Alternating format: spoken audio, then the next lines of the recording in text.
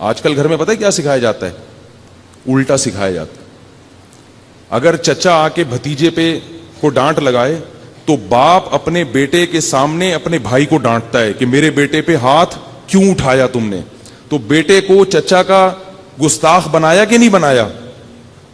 حالانکہ ہونا یہ چاہیے کہ اگر آپ کو برا لگا بھی ہے اس وقت کچھ نہ کہیں, بیٹے کو یہی سکھائیں کہ بھئی یہ تمہارے چچا ہیں, شکر کرو ڈانٹا ہے, میرا تو خیال تھا کہ 2 ہاتھ لگنے چاہیے تھے تمہارے. الگ سے پھر اس کو سمجھا دیں کہ یار تھوڑا ہاتھ ہلکا رکھا کرو, زیادہ سختی ہو رہی. یہی مائیں بھی کرتی ہیں. خاندان کا کوئی دوسرا بڑا پھپھو چچا ممانی خالہ آ کے اگر بچے کو تنبیہ کریں, آپ کون ہوتے ہیں ہمارے بچوں کو بولنے والے؟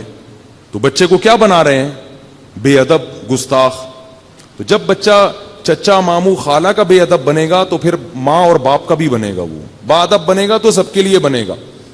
جا رہا ہوں میں آج دیکھتا ہوں کچھ نوجوان لڑکے ہیں مسائل بیان کرتے ہیں یوٹیوب پہ. مسائل بیان کرنے کا انداز ایسا ہوتا ہے کہ اپنے ہی باپ دادا کو برا بھلا کہہ رہے ہوتے ہیں جن سے علم حاصل کیا. ایک نوجوان ہے, میں اس کا بیان سن رہا تھا یوٹیوب پہ. وہ ایک مسئلے میں اس نے اختلاف کیا اپنے بڑوں سے. کہہ رہا ہے میں یہ مسئلہ بیان کر رہا ہوں, چاہے یہ مسئلہ سن کے کسی کے پیٹ میں مروڑ ہوتا ہے تو ہوتا رہے. حالانکہ مجھے پتا ہے اس کے جتنے اکابر ہیں ان کی رائے اس کے خلاف ہے. تو مطلب کیا ہوا کہ میرے بزرگوں کے پیٹ میں مروڑ ہوتا ہے تو میں نے کہا یہ تمیز ہے اس کو.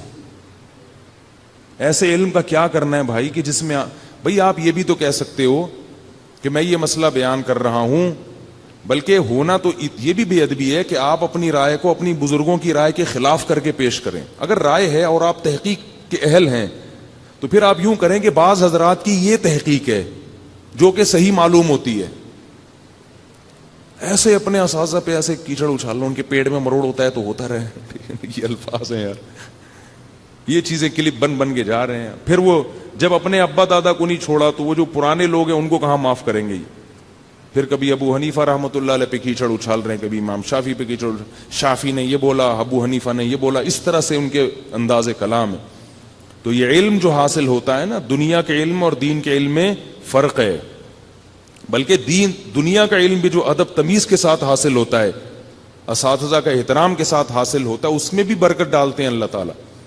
اگر آپ دنیا کا علم بھی حاصل کر رہے ہیں تو اپنے اساتذہ کا احترام اگر کریں گے تو دیکھو اس علم میں بھی اللہ نور پیدا کر دیتے ہیں. میں نے ایک باڈی بلڈر کو دیکھا, وہ مسٹر کراچی بنا تھا, بلکہ مسٹر پاکستان, پرانی بات ہے. میں نے اس سے پوچھا کہ یار تم کیوں یہ مسٹر پاکستان بن گئے, کیسے بن گئے؟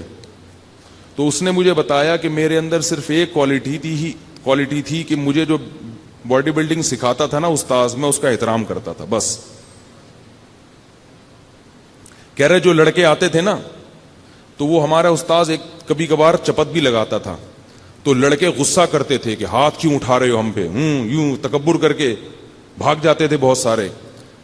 یہ چونکہ ذرا خاندانی آدمی تھے, ان کے گھر میں یہ سکھایا گیا تھا کہ جو بڑا ہوتا ہے وہ بہرحال بڑا ہوتا ہے. یہ تو چیزیں تو گھر میں سکھائی جاتی ہے نا. تو وہ بلڈر کہتے ہیں کہ ابا دادا نے ادب تمیز سکھائی ہوئی تھی. تو کہہ رہے ہیں وہ استاذ کی مار بھی کھا لیتا تھا. میں تو میرے استاذ نے پیش گوئی کی تھی کہ اللہ تجھے اس فیلڈ میں بہت آگے لے کے جائے گا کیونکہ تو بدتمیز نہیں ہے. سمجھ رہے ہیں نہیں بات؟ وہ بڑے بڑے کلب میں جا رہے ہیں آج کل, فری ہیں ان کے لیے سب. تو جب دنیا کے معاملے میں ایسی برکت ہوتی ہے تو دین میں تو یہ تو لازمی ہے اپنے بڑوں کا احترام.